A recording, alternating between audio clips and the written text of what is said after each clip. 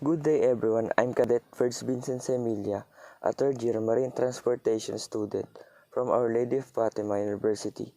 I'm here to discuss to you BNWAS, or Bridge Navigational Watch and Alarm System. Navigating a giant vessel is not an easy job. And when it comes to situations of emergency, wherein the navigational officers has to make a good decisions. The safety of the entire ship and its crew depends on that officer. Why do ships need BNWAS? There are many incidents in the past wherein ships grounded or collided due to wrong decision or inefficiency in taking a decision in the correct time.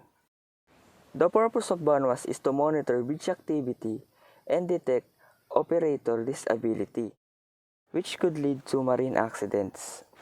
The system monitors the awareness of the officers of the watch and automatically alerts the master, another qualified officer of the watch, if for any reason the officer of the watch becomes incapable of performing officers of the watch duties. This is achieved through a mix of alarms and indications which alert officers of the watch and the master.